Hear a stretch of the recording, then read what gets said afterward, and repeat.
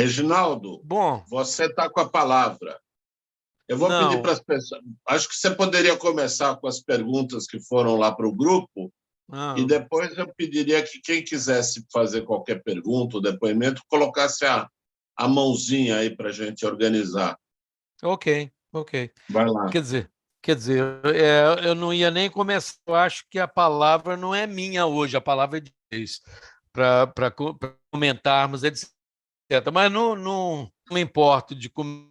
É uma boa ideia. A gente, pelo que já foi colocado, a gente vamos abordar esses assuntos. Então, vamos começar por você, né, Ari? Vai. Manda bala.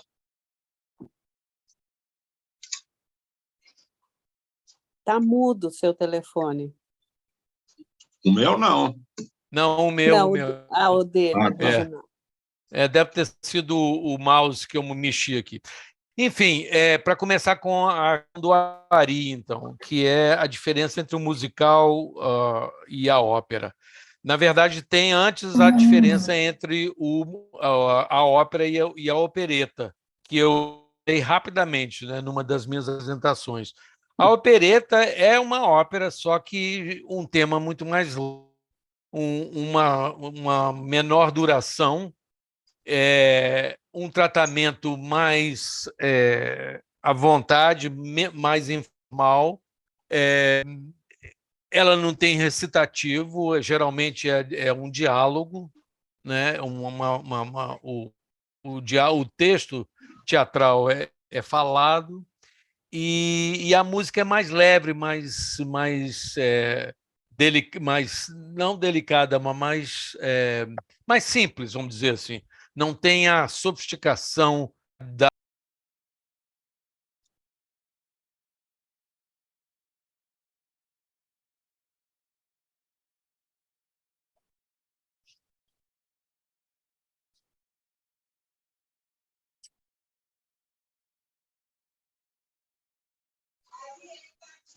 Reginaldo, você está mudo. De novo, eu não sei o que é o meu. Eu também não fiz nada, eu sou Eu inocente. achei que era o meu. Não é você, não, que mutou todo mundo, não? Deixa eu ver se eu Não, tenho. não. Não? Ok. Eu só estou tentando colocar o Otávio no mudo e não consigo, porque se eu botar o vídeo do speaker, só aparece ele, não sei por quê. Eu posso me colocar no mudo aqui, Ari. Assim, Vamos ver. Tenta aí, vamos ver. E eu estou entrando no mudo às vezes sem querer. Bom, mas vamos lá. Eu não sei até que ponto que entrei no mudo. Mas, enfim, voltando ao musical e à ópera. Em termos de expressão artística, eu diria que não há diferença. No fundo, o musical e a ópera são a mesma coisa. São artistas, músicos se expressando, colocando as suas ideias, as suas emoções, através de dois meios ao mesmo tempo, texto e imagem. A gente sente que há uma diferença. Eu, pelo menos, sinto isso. Eu acho, por exemplo, a música tem a ópera tem uma profundidade musical muito maior. Eu acho que qualquer um sente isso. A sofisticação musical da ópera é muito grande. O texto tem menos importância. A ópera, a música, poderia se valer por si só. Para dar um exemplo, se a ópera é ouvida já há 400 anos, só recentemente é que eles começaram a colocar as legendas nas grandes casas de ópera, né, como no Metropolitan. Isso é coisa relativamente recente.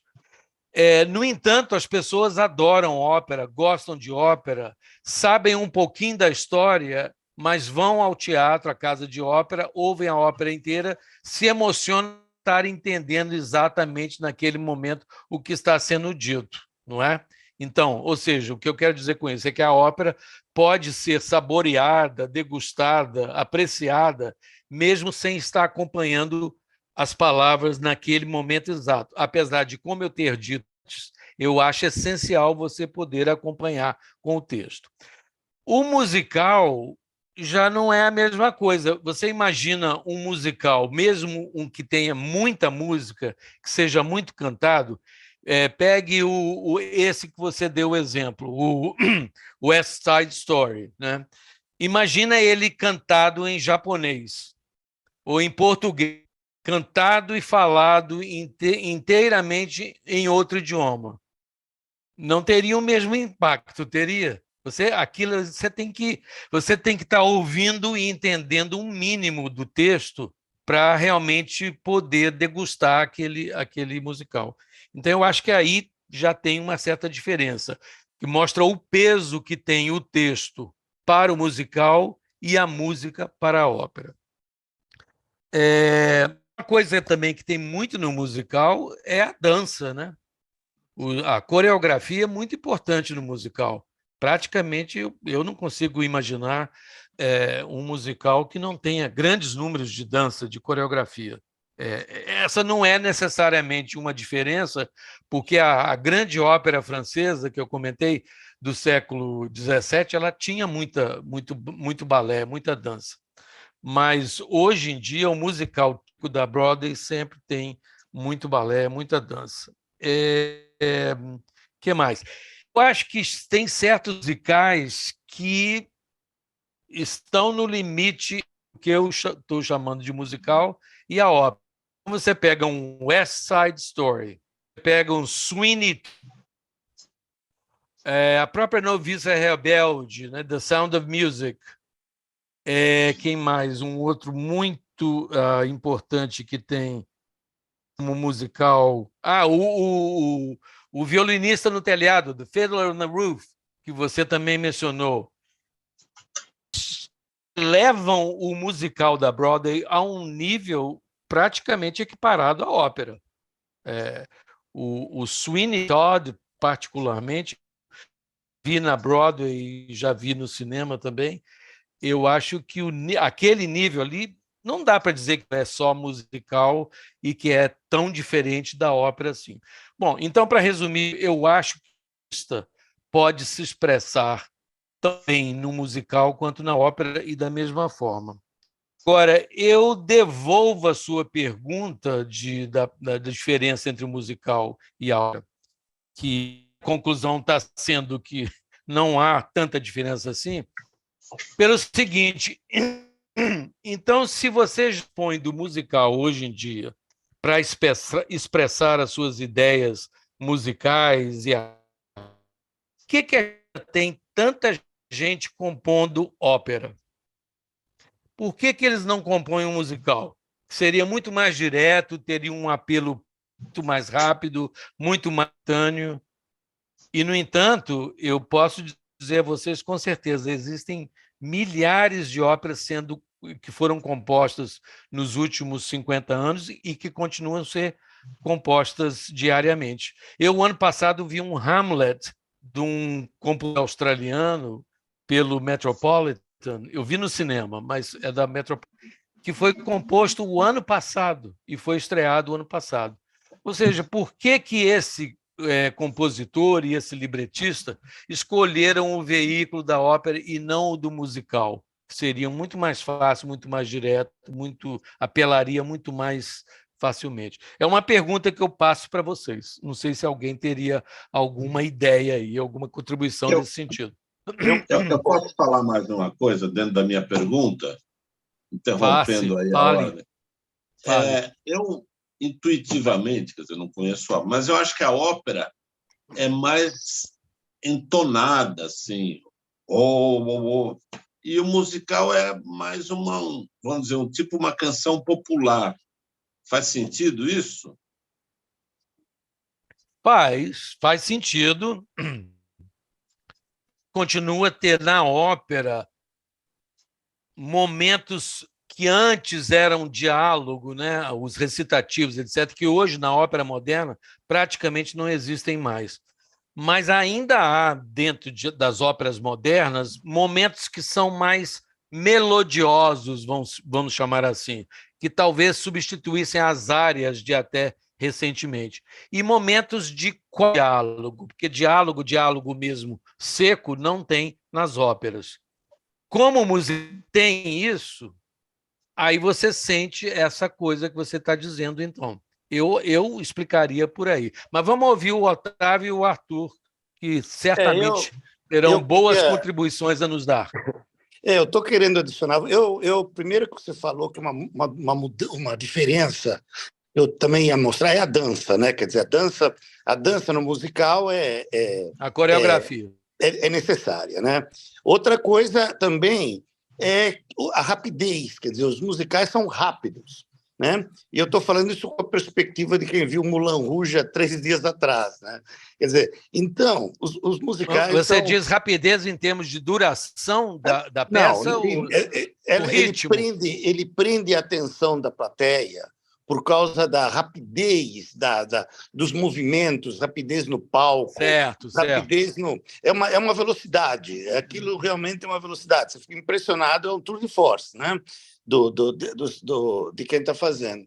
Agora, essa tua questão aí do número de óperas que estão sendo compostas comparado com o número de musicais, eu não sei se eu concordo. Não disse porque... que é mais ou menos, ouviu? Eu não disse que a ópera...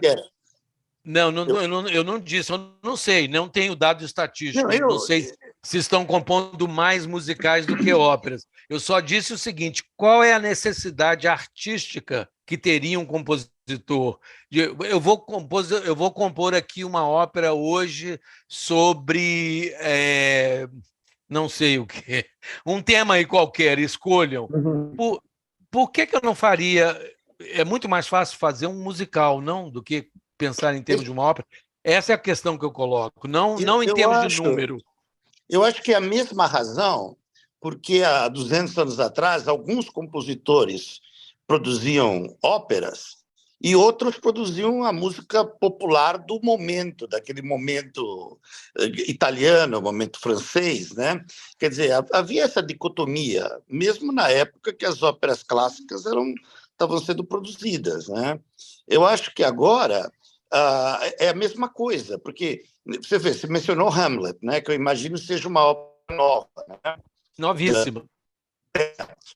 Agora, quer dizer, na Broadway hoje tem 40 musicais passando. O Metropolitan ele coloca o Hamlet no meio de 12 produções, né? Quer dizer, e coloca às vezes com críticas sérias, porque tem muita gente que gosta de ópera e não quer ouvir falar de Philip Glass, por exemplo, né?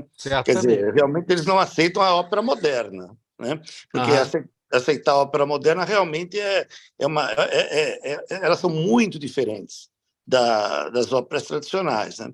Então, eu acho que a diferença é grande. Eu acho que isso que você mencionou, sem dúvida, Sweeney Todd e o Fiddler on the Roof, esses daí já estão...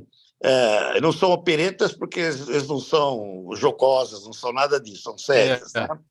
Mas tem uma interpretação mais de ópera. Agora, a Broadway aqui está com 40 shows que são todos... Agora, e tem uma outra coisa, eu vou fazer somente uma crítica aos musicais, né?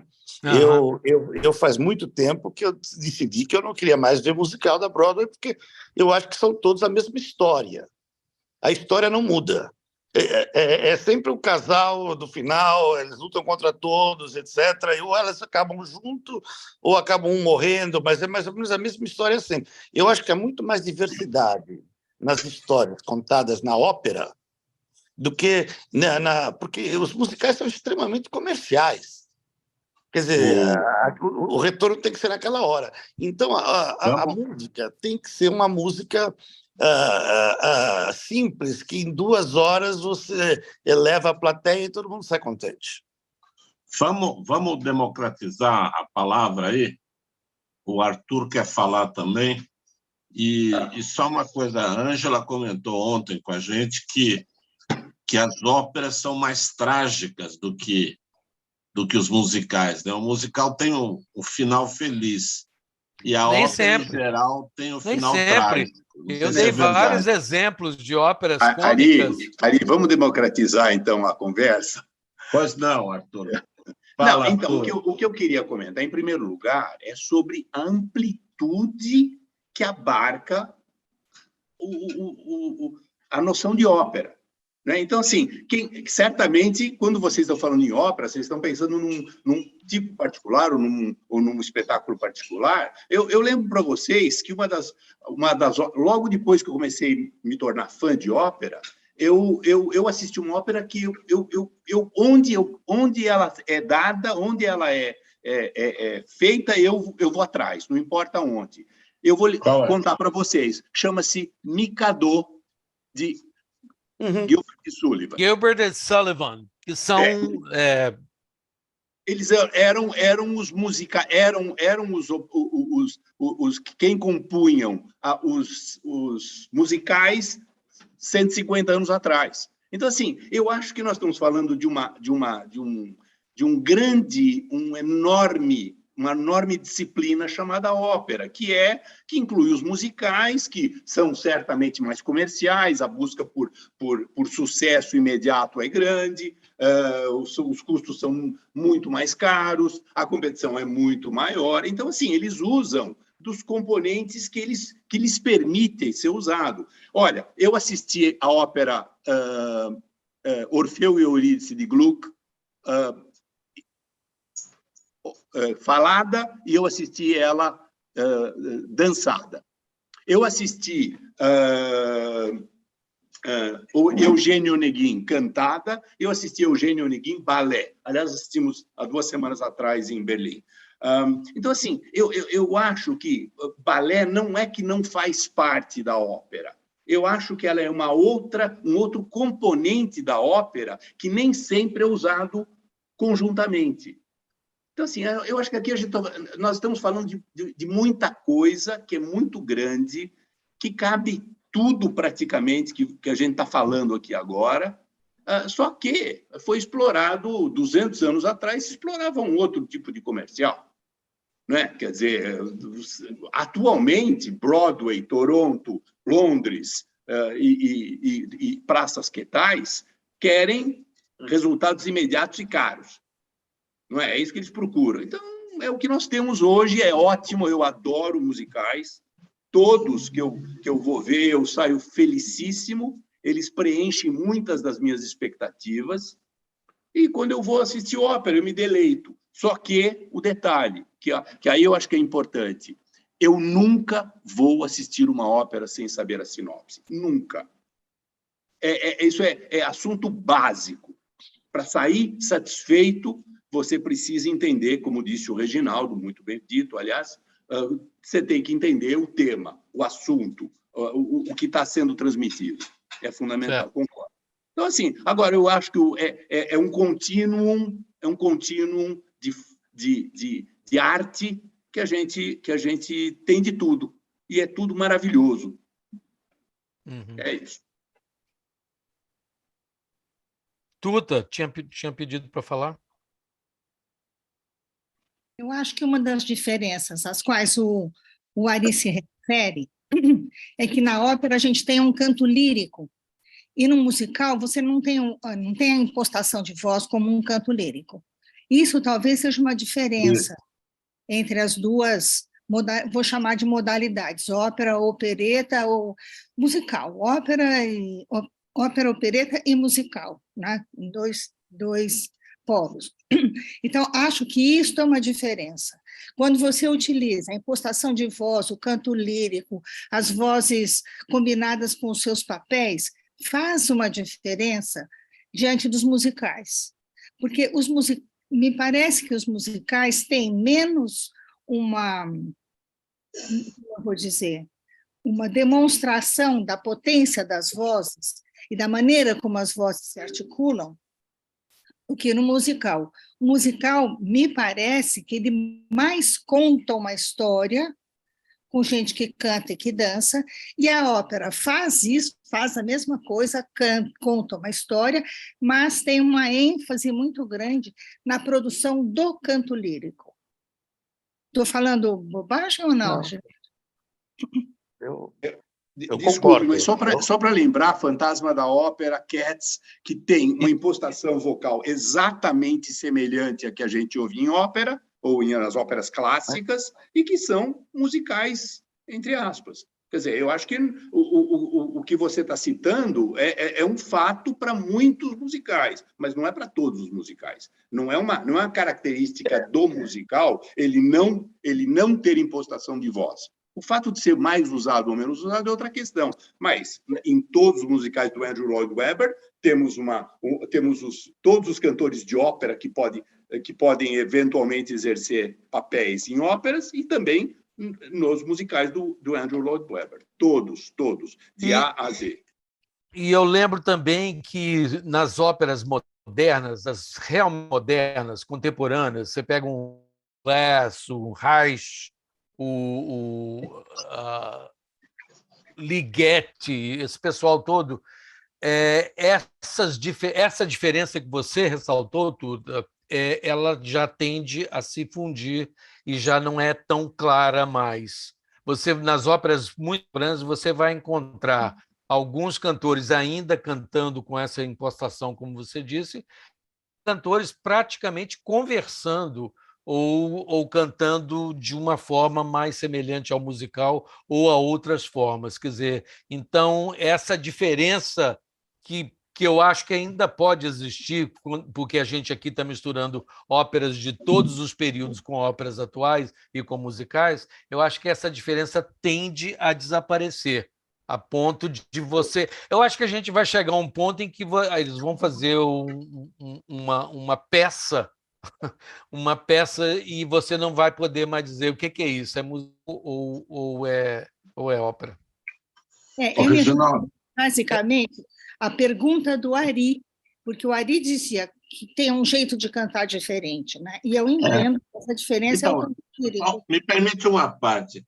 O que é canto lírico? O que vocês querem dizer? O que você quer dizer com canto lírico? É isso, essa importação? Mas você não sabe o que é o canto lírico? Não, eu sou ignorante, eu estou aqui para aprender, eu não tenho a mínima ideia. O que é, Reginaldo Tuta? O que quer dizer canto lírico? É diferente do canto popular? Fala, Otávio.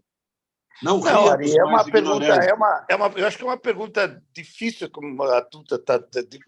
É aquela história, você sabe quando você ouve, você pode responder dessa forma. Você sabe que nem foi. Quer dizer, o Fantasma da Ópera realmente é uma peça que se presta a um canto lírico, eu acho. Agora, o que o Andrew Lloyd Webber fez, no número de musicais que já foram feitos, é 1%, é 0,5%. Quer dizer, o problema dessa conversa que nós estamos tendo aqui é que é muito difícil você... nós estamos falando de algumas exceções, às vezes. Porque o normal do musical da Broadway, 90% dos musicais da Broadway, não envolvem esse canto lírico. Não eles são comerciais mesmos, né? E eu tenho até um certo problema em dizer que o Cats está nessa categoria. Eu acho que o Cats também está nessa do comercial. São bons de se ouvir, mas não são canto lírico, na minha opinião. Na minha opinião. Eu acho que o canto lírico é quando você usa muito claramente técnicas vocais, né? E não tem uma impostação na voz, tem uma técnica vocal para você dar os grandes agudos ou os grandes baixos, os grandes sei lá o quê, e você estuda para cantar assim. E tem gente que tem voz para isso, tem gente que não tem. Tem gente que tem voz como a Nara Leão, que canta maravilhosamente, mas ela não tem uma extensão de voz, né? O canto lírico exige uma técnica e uma extensão de voz. Claro que você vai ter exceções de um lado ou de outro, mas eu acho que tem um jeito de cantar que pertence ao canto lírico, porque ele interpreta obras eruditas, eu vou dizer, né? Diferentes das obras mais intuitivas. Eu acho, particularmente, que o canto lírico, Ari, para mim, pelo menos, é a diferença entre o uso de um violão acompanhando músico numa música popular e o uso de um violão para tocar uma peça.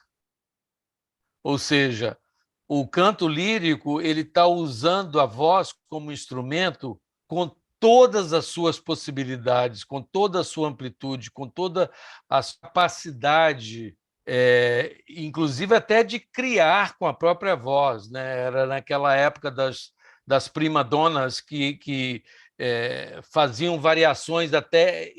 Mas, enfim, a voz, né, é de um recurso incrível, né? Que então você pode, você até tem treino também para voz na música popular. A Elis Regina, tenho certeza que teve 1000 aulas de canto, e cantores até renomados continuam a ter aulas de canto e como melhorar sua voz.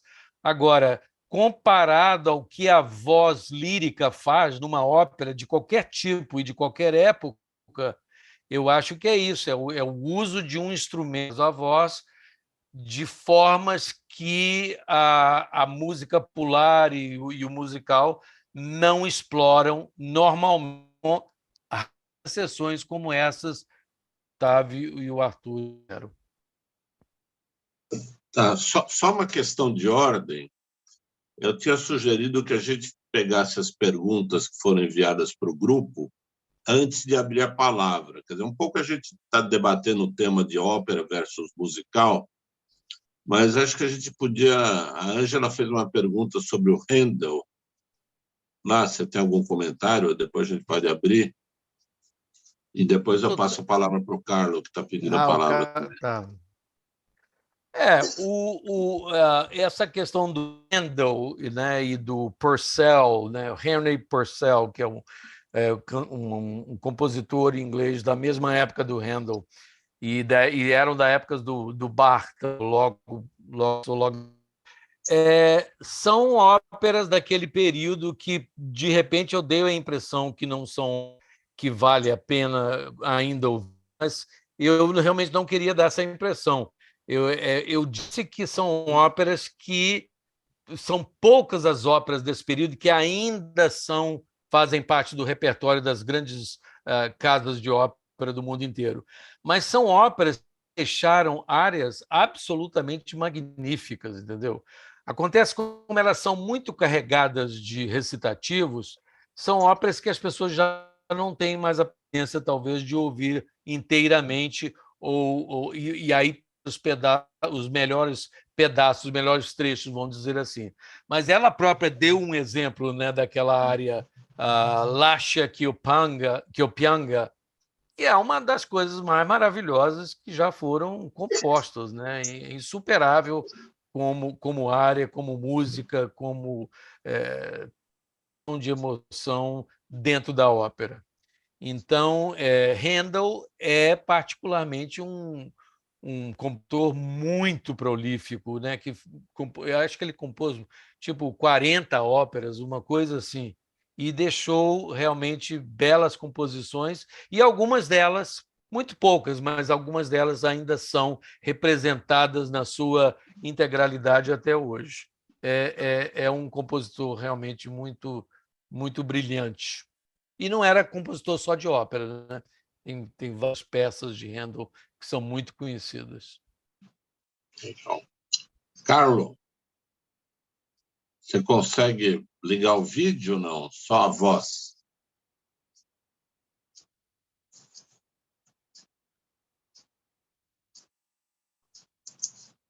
Alô, Carlos?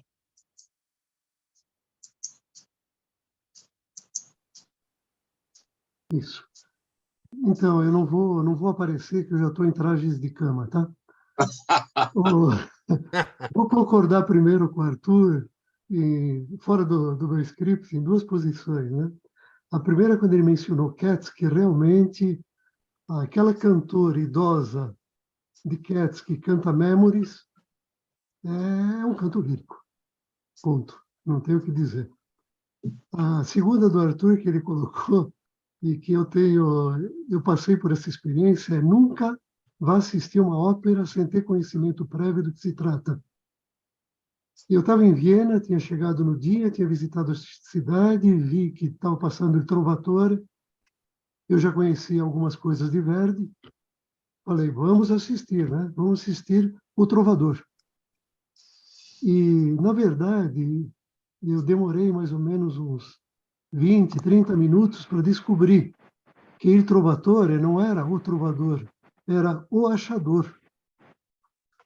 Ou seja, uma pessoa que achava pessoas. Então, é muito importante você saber do que se trata na hora de assistir. Bom, mas a minha pergunta é sobre libreto. As poucas experiências que eu tive na faculdade me mostraram que era muito mais fácil agregar uma letra a uma música pronta do que vice-versa. Isso também está em linha com as paródias, né, que aproveitam a música e refazem a letra. Bom, em termos de ópera, eu sei de algumas coisinhas do tipo: o Rossini já era um sujeito que tinha um compromisso de produzir, não me lembro quantas, óperas por ano, e entregaram para ele o libreto do Barbeiro de Sevilha e deram para ele menos de um mês para produzir uma ópera. O Verdi deve ter passado pelo mesmo sufoco que ele teve que produzir uma ópera cômica exatamente no mesmo momento em que ele perdia a mulher e o filho. E, bom, aí a coisa continua, né? A gente chega à perfeição do Wagner, que faz o libreto e a música, né? Mas a pergunta que não quer calar é: qual é a melhor relação possível entre o compositor e o libretista quando o libretista não entende muito de música? O que acontece antes? Eles trabalham juntos? Qual é o normal disso?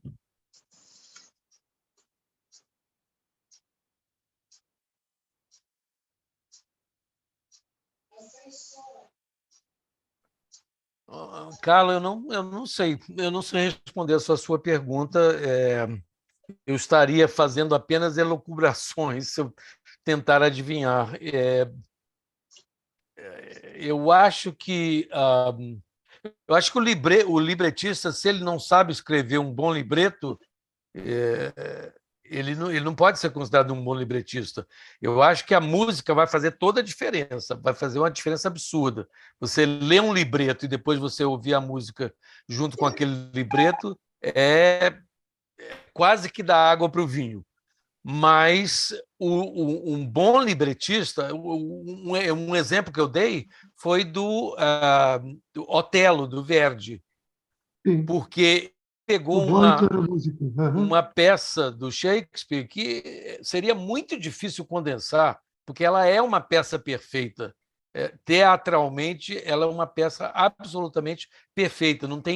Praticamente não tem diálogo ali que você pode retirar, que é essencial à peça. No entanto, o Arrigo Boito conseguiu fazer um resumo da peça e conseguiu tirar talvez o que ele achou mais essencial da peça. E não só isso, ele transformou esse resumo da peça numa coisa operística, ou seja, ele abriu espaço para que o Verdi pudesse compor em cima daquilo. E, nesse caso, da sua pergunta, eu acho que o libreto foi feito antes. Acho não, eu sei que o libreto foi feito antes. Ele entregou ao Verdi o libreto e foi uma das razões, na verdade, que convenceu o Verdi a compor a ópera, é porque ele gostou demais do libreto, entendeu? Então, eu acho assim que o libretista ele não é apenas um dramaturgo, ele não é apenas um de teatro, ele não é apenas um escritor que sabe escrever bem. Ele tem que entender um mínimo de ópera, talvez até de música. Não sei responder. Será que todos os libretistas entendem de música? Mas talvez ele tenha a sapiência suficiente para saber onde é que ele tem que deixar o espaço para o músico, para não só inspirar o músico a compor uma bela peça, mas uma peça musical que se encaixe perfeitamente naquele pouco texto que ele deixou ali como indicação. Outras opiniões aqui do grupo? O Arthur, você queria falar? Não. O que me passou pela cabeça, mas nada importante, eu acho que não vou contribuir em nada. Não, eu tenho um comentário, Reginaldo, que é o seguinte: como nós vamos assistir a Traviata, eu comecei a pesquisar, até como todo mundo diz aqui, quer dizer, tem que saber do que se trata a ópera. E eu descobri que a ópera foi baseada no romance A Dama das Camélias. Tá do Alexandre Dumas. Filho. Isso. Aí eu fui na internet, baixei o livro, comecei a ler, li praticamente todo. E aí você mandou o libreto do La Traviata. Mas o libreto não explica a história da ópera. O libreto é apenas as vozes, algumas cenas, né? E a Dama das Camélias, você leu a Dama das Camélias, Reginaldo? Não o livro original, não. Então, é uma história, quer dizer, o cara que se apaixonou pela cortesã, etc, etc. Então, o livro é muito mais denso, mas a ópera é tirada do livro. Então, se você lê o livro e vê a ópera, você sabe do que está se passando lá. Agora, se você lê só o libreto, você não sabe bem a história. Você sabe os diálogos, tal. Concorda? É a minha dúvida que surgiu sobre Concordo. libreto. O libreto não foi feito para ser lido. Ele foi Sim. feito para ser operado. Então, para se assistir uma ópera, como todo mundo falou aqui, você tem que conhecer a história por trás da ópera, não apenas Mas você o libreto. conhece. Quando alguém vai, vamos dizer, uma pessoa que não leu A Dama das Camélias, mas leu o libreto, sabe exatamente o que vai se passar, não vai ficar na música. Ele vai ver a ópera La Traviata e ler o diálogo, vamos dizer, nem antes, ler pelo menos a legenda. Ele sentir tudo aquilo que aquele leitor da Dama das Camélias sentiu. Porque eu acho que o libreto, junto com conseguiu transmitir a ideia básica do livro e a mensagem básica do livro, seja ela qual for. Eu acho. Ari, eu acho que o libreto te ajuda a acompanhar o que é que um está cantando e o outro está cantando. Não necessariamente reproduzir a história da Dama das Camélias, nesse caso. Mas a ópera tem um, como é que eu vou dizer, um significado em si. A história da ópera tem um significado em si. Se é baseado ou não em história, importa pouco que você tem no libreto, você acompanha os diálogos do libreto. Mas eu não sei se eu entendi, eu acho que eu entendi a dúvida do Ari diferente. Ele acha que talvez a pessoa que for à ópera, lendo o libreto e ouvindo a música, não vai entender a história toda.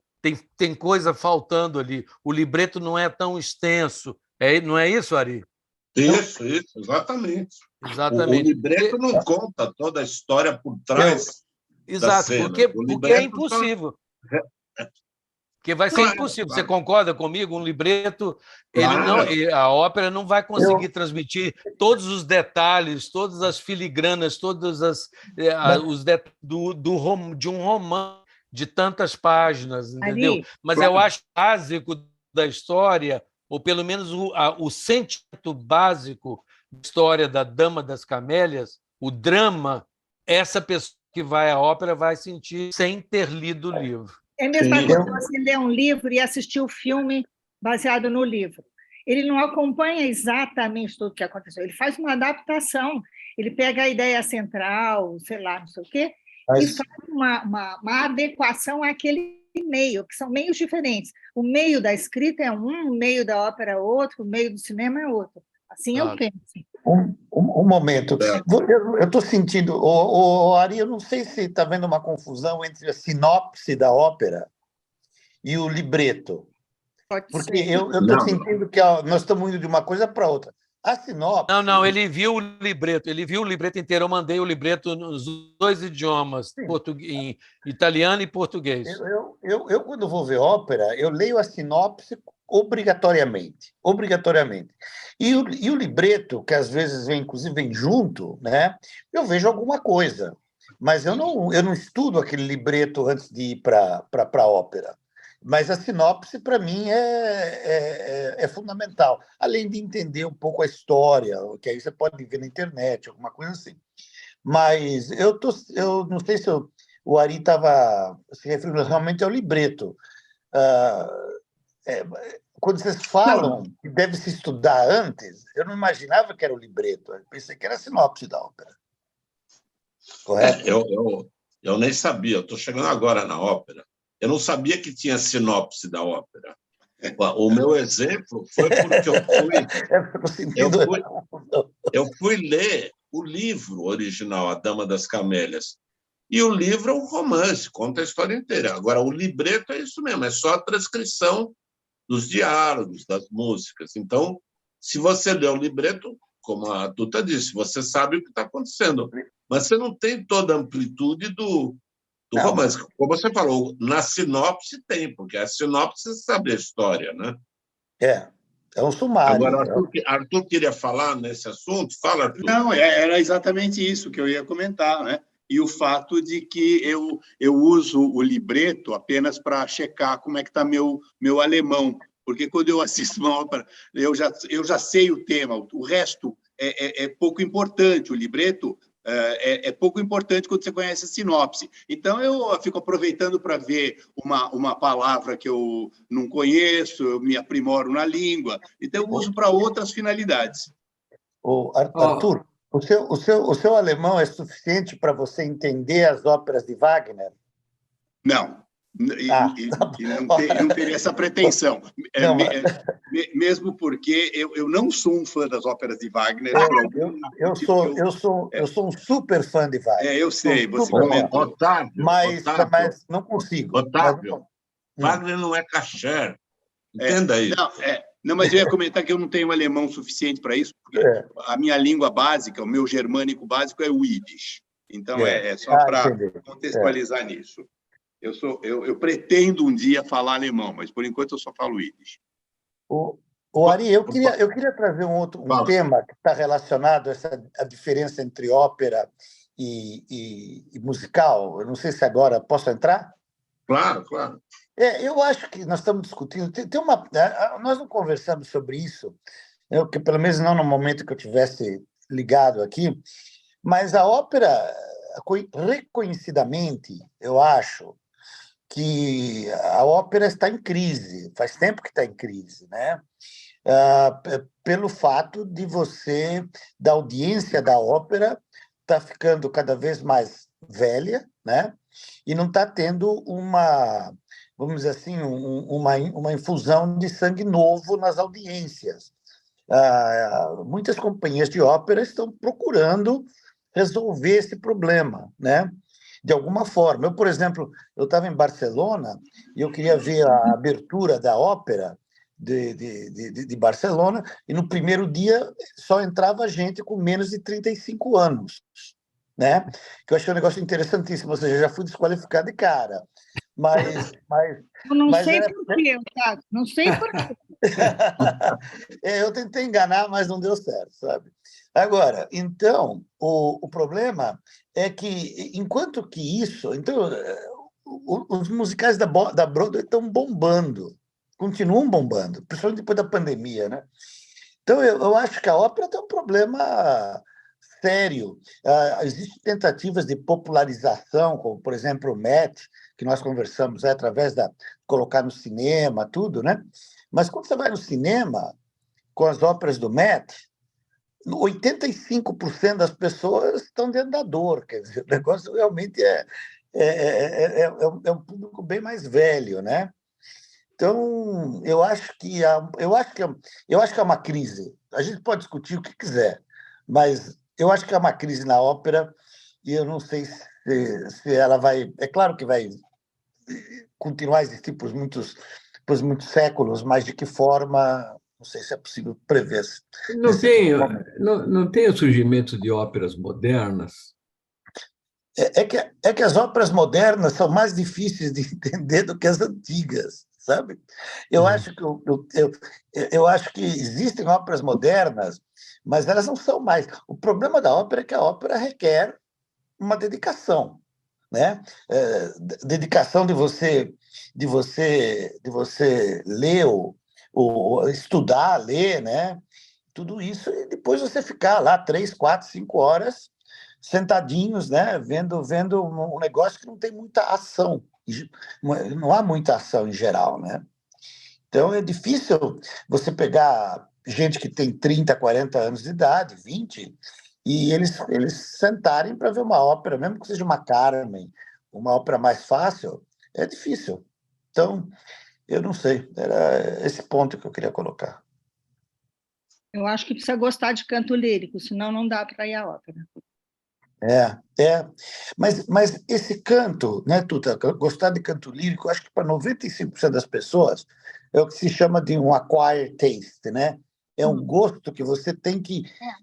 Não vem naturalmente para você, né? Você tem que... Gosto adquirido, É o gosto adquirido, exatamente. Então é mais difícil, né? É que nem tomar dry martini. Quer dizer, dry martini é um gosto adquirido. Você precisa trabalhar para gostar de dry martini. Otávio, eu, na verdade, para te falar a verdade, eu já vinha ouvindo há muito tempo. Eu sei que a ópera está em crise. Eu já ouvi várias vezes de musicólogos, inclusive, de gente que entende de música ou que acompanha o mundo musical, dizer que a ópera morreu, acabou, não existe mais. Não tem mais o efeito que tinha antes, não tem mais o impacto que tinha antes, etc. Eu andei preparando as minhas apresentações e muita pesquisa, né? Espero que isso tenha resultado em alguma coisa. Eu, na verdade, fiquei surpreso que eu encontrei tanta coisa que eu não sabia antes sobre ópera e ópera moderna. E aí, Wagner, entra nas suas perguntas e entra também no que você tinha perguntado. Mas eu estava falando com o pessoal que você não estava aqui ainda no início, que eu vi uma ópera no cinema, né? Mas é uma produção do Metropolitan, do Hamlet. Foi o ano passado, em junho do ano passado, tem um ano exatamente. E era uma ópera que tinha acabado de ser composta. Ela foi composta talvez no ano anterior ou no ano passado. Sim. Bom, e eu comecei a pesquisar um pouco sobre óperas, que eu realmente conheço muito das óperas modernas e contemporâneas, e eu fiquei, na verdade, muito impressionado com a quantidade que tem, com o movimento de óperas que tem. Por exemplo, no Brasil, eu não sabia. Eu até coloquei aí um dia no grupo, falei, puxa, não seria legal se o Villa-Lobos fizesse uma ópera, tivesse composto uma ópera? Pois ele compôs mais de uma. Camargo Guarnieri tem óperas. Vários compositores brasileiros dos anos 20 e 30 compuseram óperas e agora, esses dias, andei olhando milhares de óperas novas brasileiras sendo compostas e sendo produzidas hoje em dia.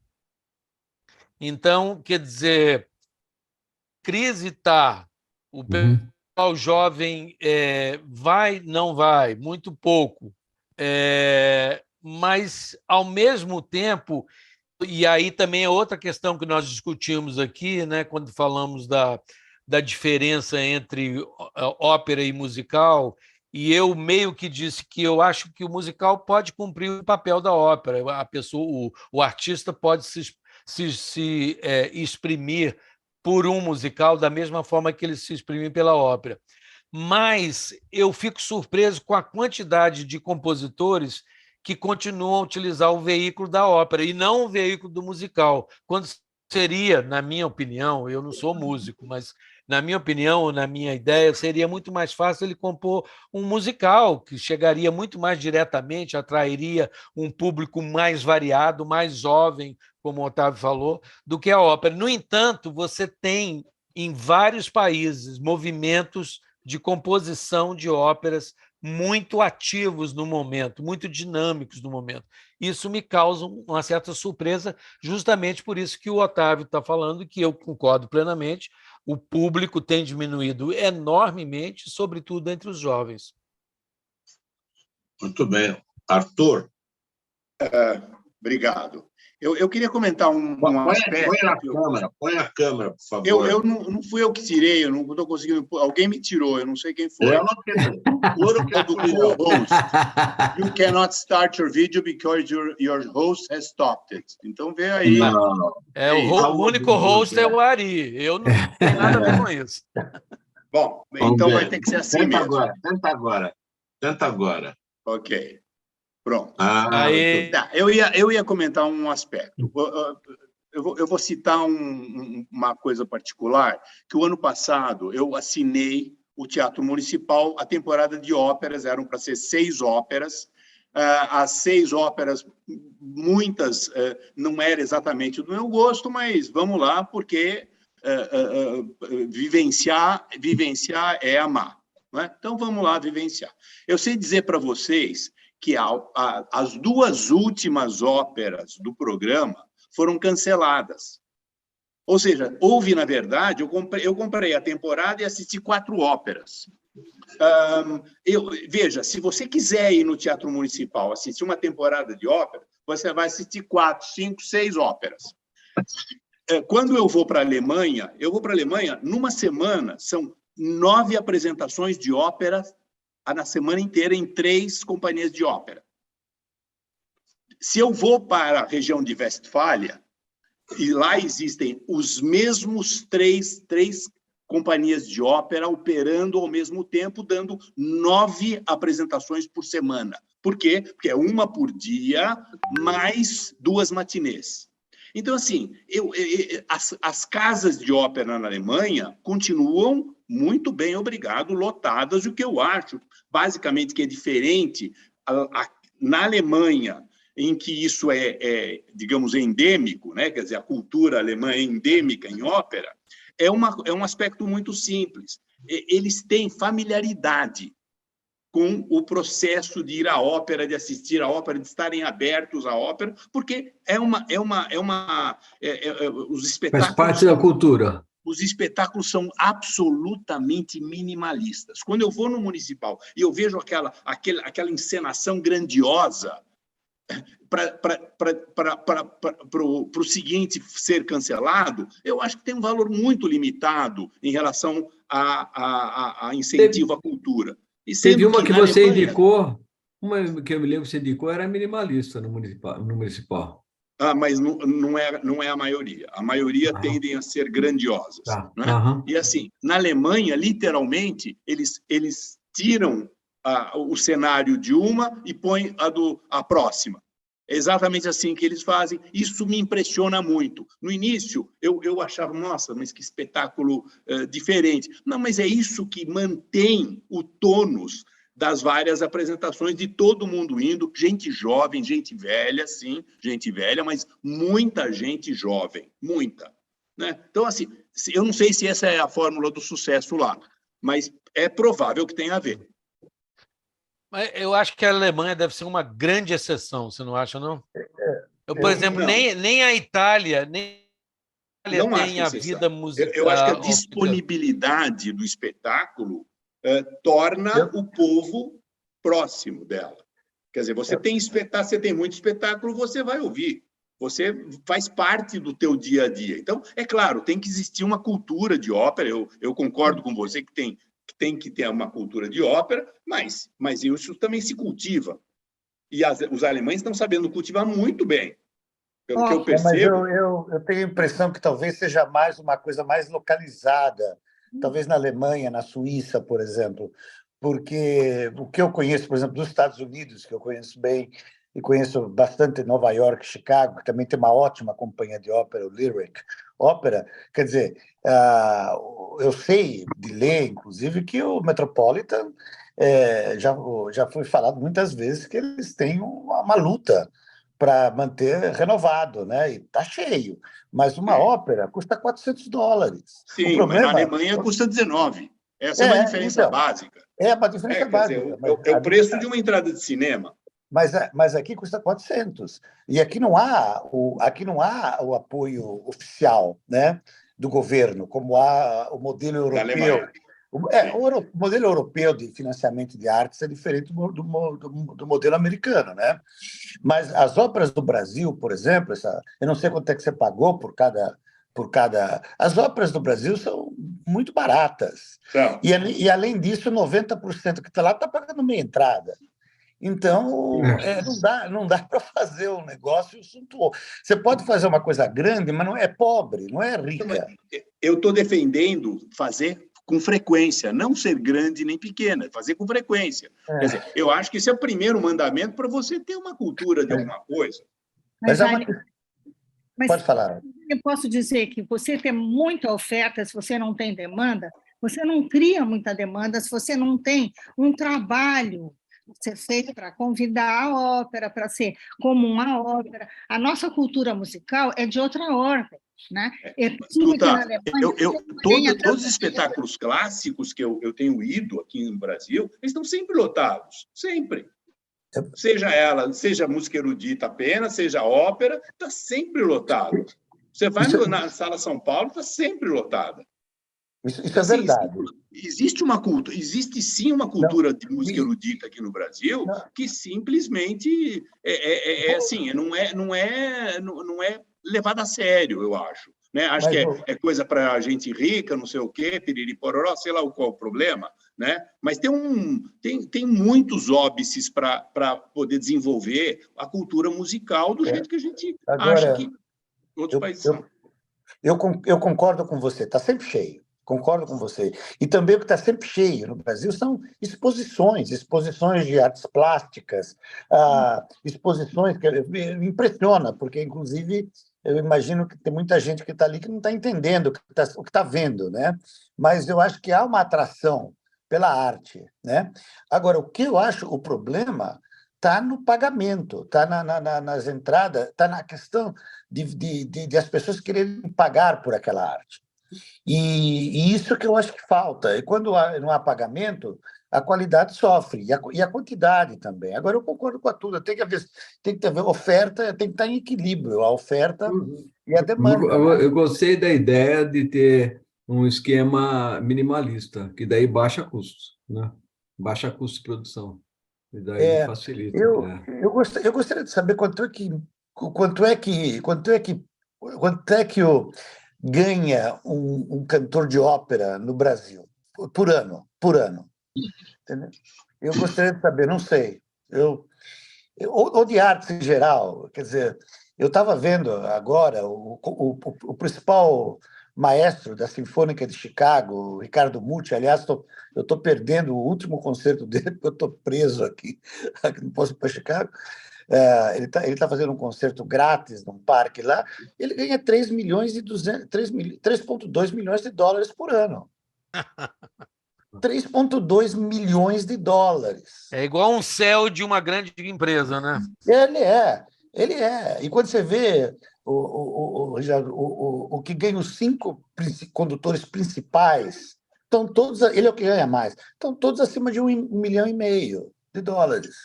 Não, mas a gente não pode pensar só nesses expoentes.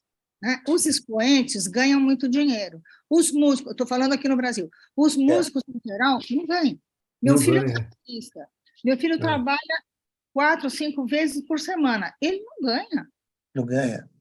O mercado de entretenimento nos Estados Unidos é completamente fora de qualquer capacidade de ser imaginado. A mesma coisa que futebol na Europa. Está totalmente fora. Quer dizer, os valores que se discute nos ganhos de futebol na Europa e do entretenimento nos Estados Unidos É uma coisa assim que eu não entendo como chegou nisso e como é que conseguem manter isso. Mas that's porque não, mas o modelo funciona, é uma coisa interessante, Arthur. Não funciona. O modelo americano não funciona. Quer dizer, funciona para as outras coisas. Agora, você vai ver, os Estados Unidos produz muito menos espetáculos como óperas, etc., do que seria de esperar para um povo culto, eventualmente numeroso, como é o povo americano. Quer dizer, aquilo é, na minha opinião, um fracasso. A gente podia fazer uma pesquisa sobre isso, para saber e comparar numericamente, né? Porque a gente sempre pode ter uma opinião, mas comparar numericamente. Agora, eu vejo companhias de ópera em todos os buracos dos Estados Unidos, tem uma companhia de ópera. Então, e tem alguém indo, né? E tem alguém pagando também. Bom, eu só queria, voltando àquela questão de ópera moderna, quem são os principais autores hoje? Para mim, Philip Glass, Philip Glass, na minha opinião. Uhum. Para mim é o único que eu conheço. Philip Glass. Bom, você está falando de contemporâneo. Contemporâneo. Não a evolução da ópera no século XX. Que você teve milhões de pessoas de muita importância, né? O Benjamin Britten, na Inglaterra, tem óperas fabulosas. Os próprios alemães vieram depois de Wagner, Strauss, o Schoenberg, do atonal, né? do decafonismo. Você teve na França Debussy, na verdade ele só compôs uma ópera, Péléas et Mélisande, a única ópera dele, mas é uma ópera deslumbrante. Elgar, na Inglaterra, também compôs muitas óperas. Bom, aí depois disso você tem todo o movimento americano de óperas que foi muito intenso, começando com Porgy and Bess, do George Gershwin. Que foi a primeira ópera que utilizou música folclórica, spirituals, que usou a linguagem do negro americano, a linguagem do dia a dia. Foi praticamente uma revolução na ópera. E logo em seguida vieram, já nos anos 60, aí entraram os minimalistas, o Philip Glass, o Reich, né? O Reich é aquele que tem uma peça orquestral que chama-se, acho que 5 minutos e 42 segundos. Eu acho que vocês já ouviram falar, não? É que você entra no teatro, aí a orquestra vai tocar essa peça, ela simplesmente fica em silêncio durante 5 minutos e 42 segundos. É o nome da peça desse cara. Mas tem muito a ver com a época, né? Com o Philip Glass. Você tem aquele cara que compôs o Nixon in China. Isso é ótimo. Que é uma ópera, uma das primeiras óperas. Você perguntou, Wagner, sobre temas das óperas modernas. Sim. Tudo. A ópera, finalmente, o próprio Puccini, a última ópera dele, La Fanciulla del West, já abordou um tema que totalmente diferente, era para começar o cenário, o local era nos Estados Unidos. Então, já Puccini já tinha começado com isso. A partir daí, então, trata-se de tudo. Então, o que trata a ópera moderna? Você perguntou. Absolutamente tudo. Faroeste, droga, presidiários, tem de tudo, absolutamente tudo. Mas eu queria lembrar daquele cara que compôs o Nixon in China. John Adams. John Adams. Libreto de Alice Goodman. Isso, exatamente. E o Philip Glass, na verdade, começou com uma ópera que Einstein, The Beach. Eu nunca vi, não conheço bem. Mas, segundo dizem, 5 horas de duração, mas se não bastasse isso, ela não tem enredo, não tem história. Interessante. Eu estou muito curioso para ouvir, porque eu falei, como é que pode 5 horas assim? Tem uma história. Tá vendo, Ari? Bota Traviata nisso. Não precisa nem de libreto, porque não tem história. Mas ele fez uma trilogia, né? Quer dizer, essa foi a primeira, depois ele fez Satyagraha, e depois ele fez Akhenaton, Akhenaten, né? Akhenaten. E foi, para mim, Akhenaten, eu já vi 3 vezes, é uma coisa que absolutamente me encanta, é impressionante, inclusive a voz do contralto, né? Não, o negócio, para mim, é fabuloso. Fabuloso. Uma coisa que me despertou nossas apresentações e discussões sobre óperas é que eu quero me atualizar em ópera. Eu conheço muito pouco da ópera moderna. Estou chamando de ópera moderna a ópera a partir dos anos 60, gente. Que até então eu acho que eu já ouvi algumas. Mas depois disso... Bom, e aí nomes, você perguntou quem é o mais importante, quer dizer, esses são os nomes que despontaram, Philip Glass, etc. Mas se você pesquisar, você vai ver nomes que você nunca tinha ouvido falar antes, muitos, e são muitos, muitos mesmo. E muitas óperas também que eu nunca tinha ouvido falar antes e que são representadas e são inúmeras. Legal. Então, eu acho que, na verdade, como todas as outras artes, né? Quer dizer, você pode falar quem é o grande nome da pintura hoje, ou quem é o grande nome da escultura, ou, enfim, ou do cinema. É difícil, porque a coisa se tornou muito mais popularizada, muito mais pública, e tem muito mais adeptos, apesar da diminuição da tendência do público, mas em termos de gente produzindo arte, eu acho que a coisa ficou muito mais disseminada, né? Perfeito. Legal. Tinha uma outra pergunta que eu tinha feito, não sei se foi respondido. Respondida, né? É a ópera de Wagner. Qual foi a influência, né, que ela teve, né, no desenvolvimento da ópera? O Wagner, na verdade, ele é considerado o músico, não é ópera, o músico mais influente da música ocidental depois de Beethoven. Uau. Então, depois de Wagner, praticamente os compositores ou adotaram não eram exatamente um movimento, mas assim as inovações do Wagner, o estilo ou a direção em que ele colocou a ópera, eles ou adotaram, rejeitaram totalmente, inventaram e partiram para outra direção. Tal a influência que ele teve na música ocidental. Lembra que eu falei daquele famoso acorde de Tristão? Eu vou depois colocar no site links a 2 vídeos curtos, mas que são excelentes, músicos explicando a influência e o que representa esse acorde de Tristão.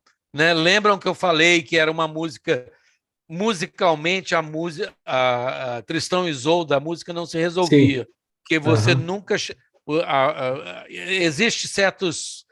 É difícil até explicar em termos musicais, mas, enfim, a música ela exige que você vai modificando a harmonia até voltar a um tom dominante. A música naturalmente exige isso, entendeu? Se ela não faz isso, o seu ouvido reclama. O ouvinte ele está pedindo a tradução.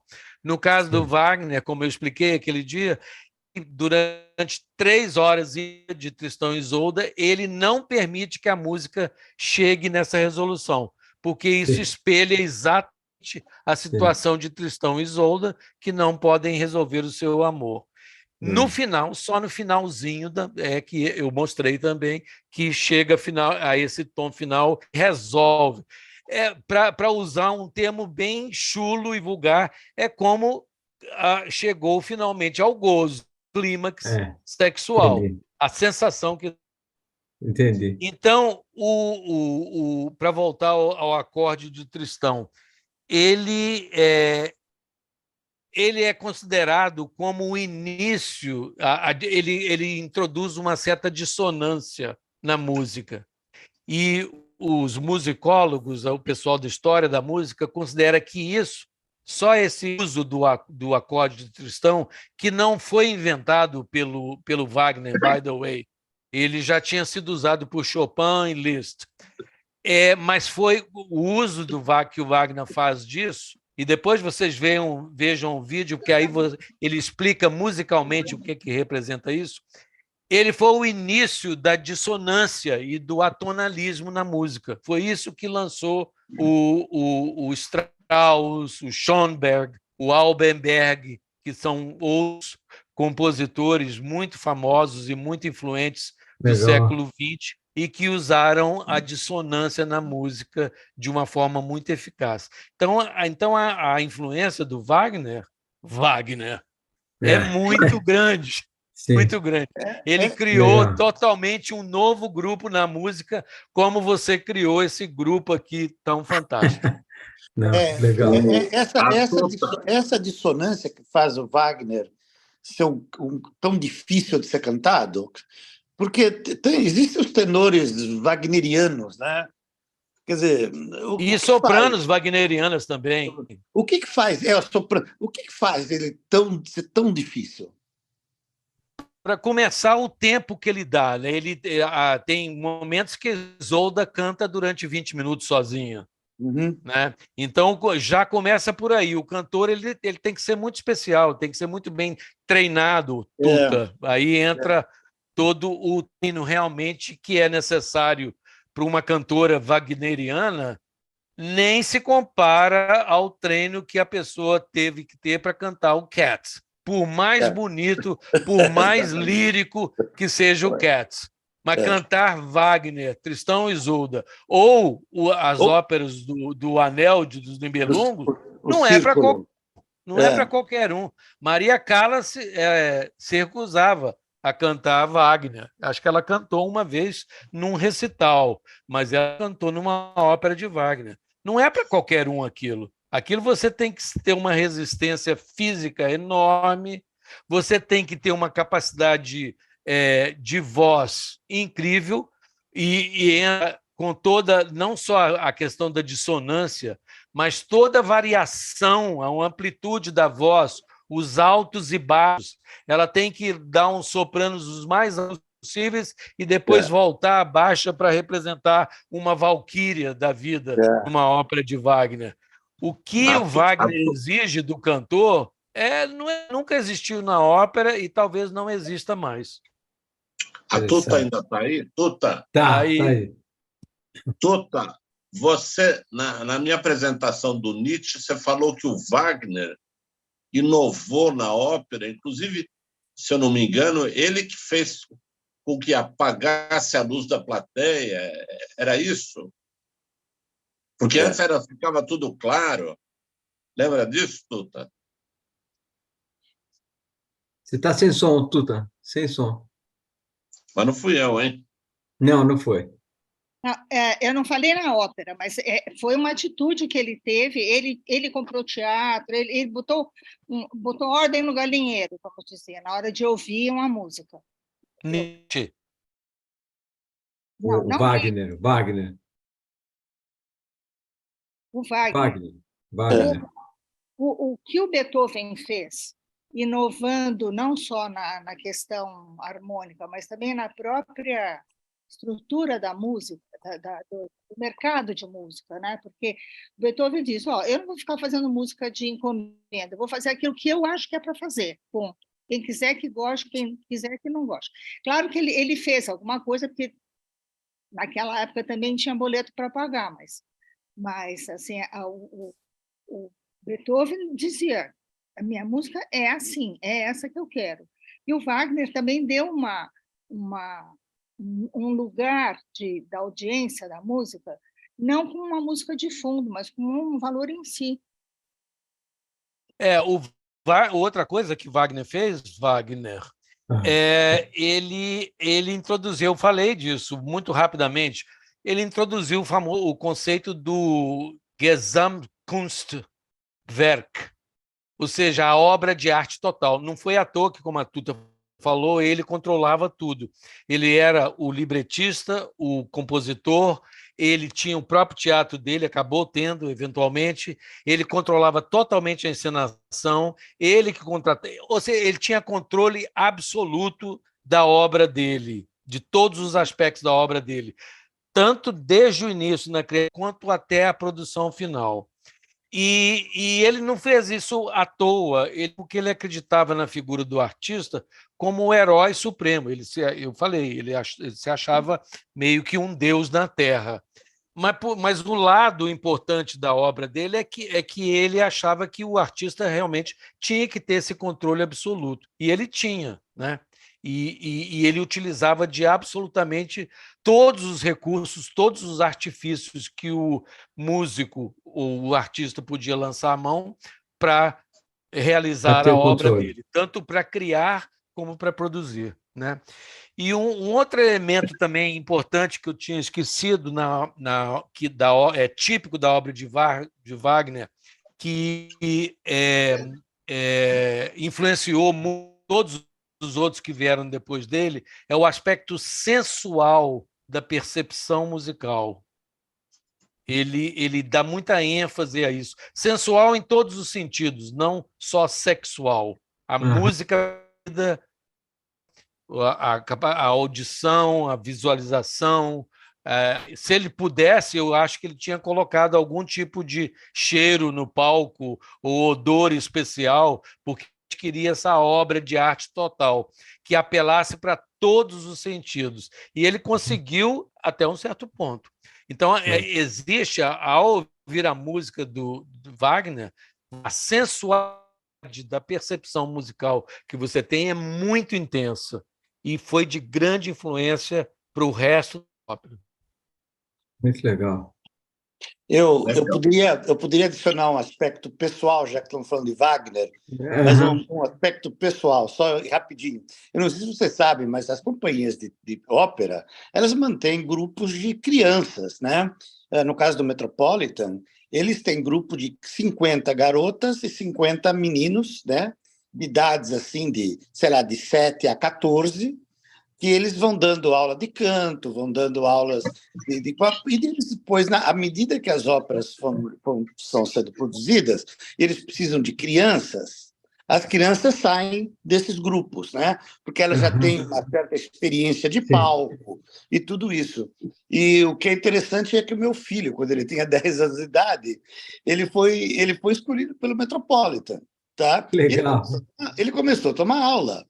E o que acontece é que, às vezes, as crianças têm que esperar 5, 6, 7 anos para chegar naquela ópera que está na idade certa para eles, etc. Bom, e depois de 6, 7 meses, ele foi escalado para ser um extra no Holandês Voador do Wagner, né? Legal. E do Flying Dutchman, né? E eu, como pai, eu pude levar... No Brasil chamam navio fantasma. Navio Fantasma. Então, eu como pai, eu levei ele em todos onde ele participava, os ensaios, né? E, inclusive, o último ensaio, que é aquele ensaio onde eles estão todos vestidos já com a caráter, com todas as vestimentas. E uma das coisas mais interessantes foi na hora de almoçar, no coffee shop, na cafeteria do Metropolitan, né? E tá todo mundo vestido com toda aquela pompa e comendo hambúrguer, né? Então, comendo hambúrguer ao almoço. Mas foi uma experiência inesquecível, realmente. Legal, muito legal. Muito legal. Bom, é muito melhor do que usar os meninos como um castrate, né? Exatamente. Bom, alguém tem mais alguma pergunta, alguma coisa para falar? Já estamos há quase 1h30. Fala. Estaria horas conversando. Ah, sim. Então, acho que a gente podia agradecer ao Reginaldo e encerrar, né? Valeu, Reginaldo. Valeu. Eu vou assistir a Traviata, depois te conto. Tá. Eu queria fazer uma proposta ao grupo, ao Wagner, enfim, aos organizadores. Eu foi mencionado aí já no grupo, alguém sugeriu que alguém fizesse, e eu queria sugerir que eu fizesse uma apresentação sobre Shakespeare. Excelente. Excelente. Mas eu queria, mas com duas observações. A primeira é que eu não vou poder fazer isso muito em breve, porque eu vou passar um período muito longo não tem problema. viajando. Isso, eu vou só poder começar isso lá para setembro. Tá bom. Segunda é que eu não queria monopolizar. Eu pensei, inclusive, num sistema de candidatura. Eu acho que as pessoas, de repente, quem também tem interesse, que alguém mais deve ter interesse em apresentar Shakespeare, se apresentaria e faria uma proposta. Entendeu? Eu achei que seria interessante dar oportunidade a outros. Eu sabia que o Otávio ia se oferecer para fazer essa apresentação. Olha, Reginaldo, eu não me ofereço para fazer, mas eu me ofereço para participar, porque eu sou um amante de Shakespeare. Eu já vi 30 das 36 peças que ele fez, né? A partir do momento que eu perdi o medo, eu comecei a gostar. Então, eu já li todas no original, mas não vi todas ainda. No começo eu tinha medo, que eu não entendia muito de Shakespeare, mas aí eu descobri que os americanos também não entendem. Então, exatamente. Fica fácil você exatamente. Reginaldo, fala. Já está matriculado. Viu? O quê? Não entendi tudo. No Shakespeare. Não, o Reginaldo já está matriculado no Shakespeare. Já está, não, claro. Ô, Reginaldo... Não, me candidatei. Reginaldo, você não entende qual é a dinâmica aqui. Quando aparece alguém interessado, é maravilhoso, a gente já pega e registra. Tá bom? Tem que assinar embaixo. Não, tudo bem. Não, eu já anotei aqui, viu, Reginaldo? Olha, a minha experiência com o Wagner é se você suspirar... Ele já te prendeu. Você já está algemado. Ele manda um e-mail suspirou, você algemou. Dia 15 de novembro de... Não, já está 6 de novembro. Ok, Reginaldo? Tem que tomar cuidado, 6 de novembro. 6 de novembro, aniversário do Nicolas. Meu filho. Deixa por enquanto, mas eu te dou uma notícia melhor mais tarde, tá? Não, porque eu tinha colocado aqui Buñuel para você nesse dia. Não, Buñuel está fora. Eu não tenho tempo de rever os filmes todos para poder fazer um apanhado melhor. Então vai Shakespeare. Perfeito. É um ótimo assunto. Excelente. Valeu, então, pessoal. Valeu!